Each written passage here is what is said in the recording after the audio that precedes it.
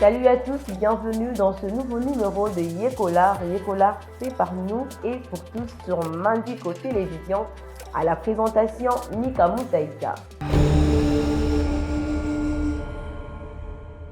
Yekolar est une émission qui explore l'art sous toutes ses formes. L'art souvent mystérieux et inaccessible sera rendu compréhensible et engageant à travers cette émission. Parlons de l'art, l'art qui est une des composantes de la culture.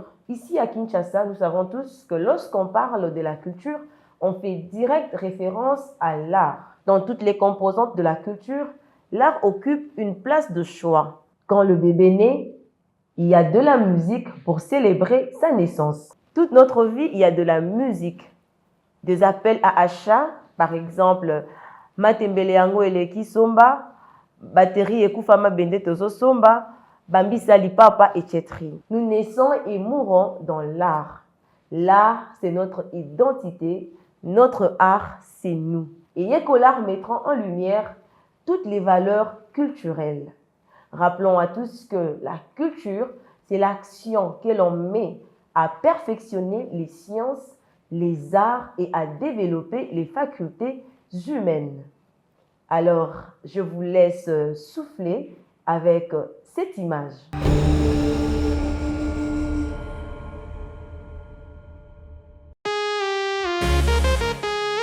Yekima, Monsieur le Président.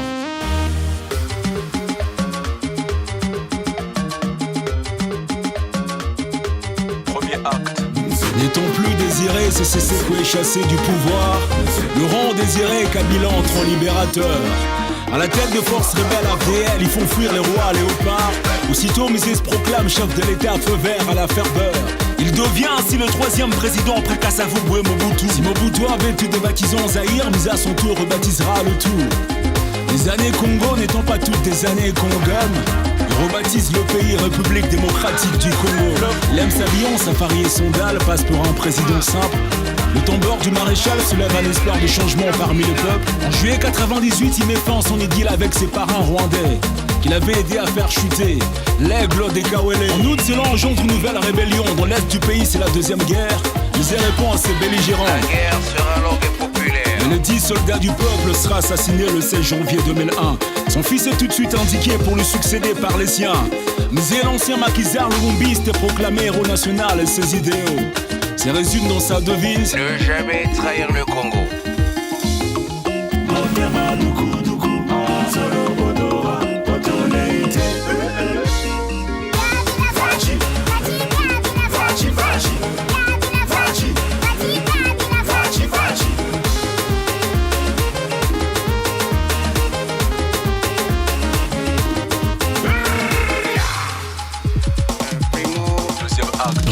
Réputé pour son silence, bon peu le casse, discours millimétré, à ses rivaux Joseph rétorquait.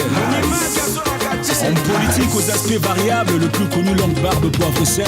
Abondante chevelure, lunettes noires, safari militaire, poste, vie présidentielle. Fanfara des grosses motos, passionné des 4x4 qu'il conduit seul. Proprio des grandes fermes dont Kingakati ou souvent il s'est seul.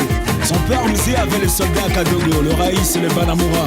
L'autorité morale du FCC, son nom est siglé JKK. En janvier 2001, il n'a que 29 ans, compte avec le pouvoir et nous. Quatrième président et troisième Joseph après Mobutu et Kasavubu. Élu en 2006 au second tour et en 2011 à la suite d'un vote contesté. 2016, une crise politique s'apprend à la fin de son mandat dû aux élections reportées. Il quitte ses fonctions en janvier 2019 après 18 ans de pouvoir et disposera d'un statut de sénateur à vie après son départ.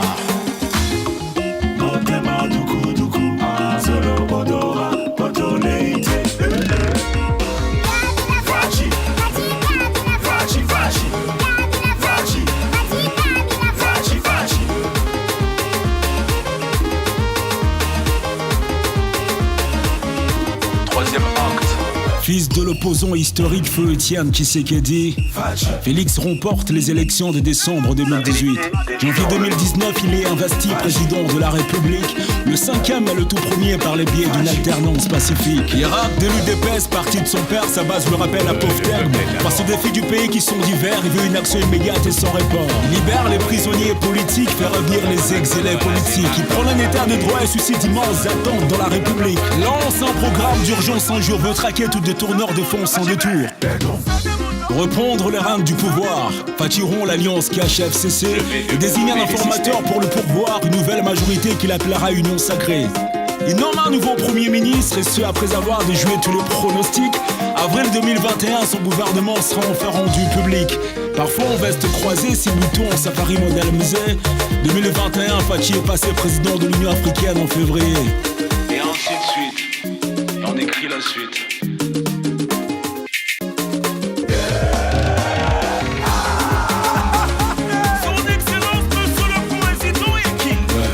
Autorité orale. Afro-Slam.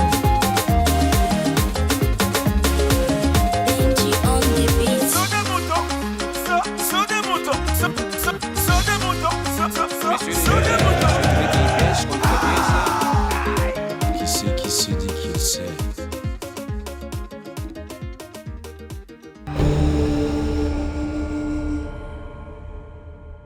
Parlons également de la culture congolaise. La culture congolaise est l'essence de l'identité nationale. Dans une mosaïque ethnique, son caractère hétéroclite constitue à une richesse transcendante qui a su inspirer les arts, mais surtout la musique. On trouve en fait son empreinte dans des danses populaires et chants. Nous devons savoir que la culture la plus répandue en RDC est l'agriculture.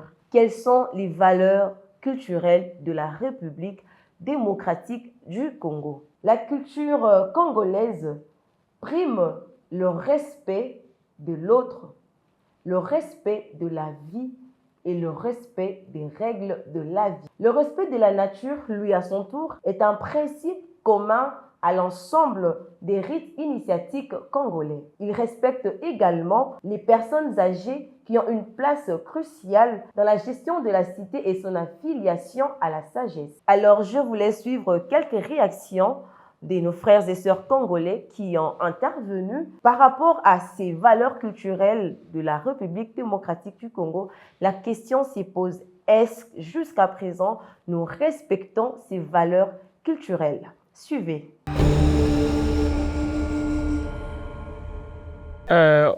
Par rapport à des valeurs ou encore à des vertus morales que nous ont inculquées nos ancêtres, étant qu'Africains, surtout étant que Congolais en particulier, aujourd'hui, on ne voit plus ces valeurs. Les valeurs de la société qui définissaient notre culture, qui définissaient notre identité étant qu'Africains, mais aussi Congolais. Aujourd'hui, on ne voit plus ces valeurs. Nous avions eu des valeurs comme le respect de son aîné, qui aujourd'hui est palpé par les gens. Parce qu'à l'époque, si on voit un grand frère, un vieux, il suffit qu'il soit supérieur à vous, qu'il soit membre de votre famille ou pas, nous lui devons du respect. Quand on voit un vieux à la rue, on le considère directement, mais qu'il soit son papa biologique, membre de votre famille ou pas, on lui considère comme état père, comme état aîné. À l'époque, on appelait des yaya. On voyait yaya, je vois un grand frère à la rue. Bonjour yaya, surtout la salutation, étant qu'Africain, Congolais aussi, la salutation, on se sentait obligé. Donc, il n'y a eu personne pour t'obliger de saluer quelqu'un, mais à l'époque, on savait toujours des bonjour yaya. Nous, en Afrique, au Congo, on disait yaya, bonjour papa, bonjour maman. Et toutes ces valeurs morales qui nous ont inculquées nos ancêtres, aujourd'hui, ça ne se voit plus dans la société. Et l'une des raisons qui fait en sorte que toutes ces valeurs, étant qu'Africaines et Congolais aussi, soient négligées, c'est justement peut-être l'adoption de la culture étrangère. Aujourd'hui, la jeunesse congolaise, bien sûr, a choisi d'emprunter des cultures. Aujourd'hui, même quand on regarde par rapport à l'habillement, la jeunesse congolaise, aujourd'hui, ils s'empruntent. Tu vois que je vais m'habiller comme telle star américaine, comme telle star française, mais pas comme étant congolaise. Et c'est ce qui fait qu'en sorte que toutes ces valeurs africaines, surtout congolaises, soient balayées. Mais ce n'est pas bien. nous avons vraiment besoin de prendre encore conscience de toutes ces valeurs, étant que Congolais, surtout africaines, pour que nous puissions parler du développement, surtout le bien-être universel, le bien-être entre les gens, entre la population, dans des familles et dans des sociétés. Je peux dire que les valeurs culturelles ne sont plus ce qu'elles étaient avant. Donc on constate un changement. Il y a plusieurs exemples, mais je peux prendre par exemple en rapport avec l'éducation. L'éducation n'est plus ce qu'elle était avant. Et quand vous prenez par exemple, vous êtes dans un bus, avant c'était comment? Quand quelqu'un est dans un bus, il voit une personne âgée, automatiquement il cède la place. C'est pas seulement dans un bus, vous pouvez être dans un endroit, dans un hôpital par exemple, dans une banque. C'était automatique au fait, c'était des valeurs qu'on avait inculquées depuis l'enfance. Mais aujourd'hui, c'est pas le cas. C'est pas le cas, ces genres d'histoires n'existent plus. Chacun cherche ses propres intérêts, chacun... donc c'est son intérêt au fait, il est là, donc gaï, bassa la kakaï quoi. Donc c'est un peu ça. Et le respect, si on parle du respect là, vous conviendrez avec moi que la situation est vraiment très, très déplorable. Alors, je peux dire que les valeurs culturelles en RDC ont régressé sensiblement. Alors, s'il y a des pistes de solutions qu'on peut prendre, par exemple, c'est dans des écoles, si on peut remettre l'éducation de base qu'il y avait à l'époque avant, inculquer les enfants des très bonnes valeurs au lieu de s'appesantir plus sur l'argent. Parce qu'on regarde, mais on voit même aujourd'hui dans des écoles, des enfants qui sont en train de payer l'argent au secondaire pour passer des classes. Or, à l'époque où moi j'étudiais, ça n'existe pas. Ça n'existait pas. Alors, les valeurs ont vraiment régressé. Alors, si on peut inculquer ce genre de valeurs de base, dès la maison d'abord, les parents, sous les toits familiales, parce que c'est là où l'éducation commence, c'est là où on transmet aux enfants des très bonnes valeurs. Alors l'école ne fait que compléter, mais l'éducation des bases se transmet à la maison. Alors si les parents doivent faire un effort dans ce sens, d'inculquer des très bonnes valeurs culturelles aux enfants, de remettre à l'éducation des bases qu'il y avait avant, je pense que tout irait pour le mieux. De retour sur ce plateau des Yekola, ensemble avec vous, nous venons de suivre les réactions des Congolais. Alors, c'est très clair que toutes ces valeurs ne sont plus prises en considération dans la société, dans les milieux éducationnels, même chez nous à la maison. Alors, un conseil pour tous ces parents qui nous suivent, inculquer à nos enfants, inculquer à nos frères et sœurs ces valeurs culturelles, car c'est pour nous une richesse, c'est notre identité. Alors, depuis le 29 mai 2024, une femme de lettres chevronnée a été à la tête du ministère de la Culture, Arts et Patrimoine. Il s'agit de Yolande Elebe Mandembo. Elle est désormais aux commandes. Elle prend l'engagement de promouvoir la richesse du patrimoine culturel, historique et artistique congolais. Alors, qui est Yolande Mandembo? Yolande Elebe Mandembo est une femme journaliste de formation, poétesse, pratiquante et écrivaine. Yeman ou encore Yolande Elebe Mandembo est fille du feu journaliste Philippe Elebe, une des grandes figures des lettres zaïroises décédée en 1996. Madame Yolande a un parcours. Permettez-nous de vous parler de son parcours.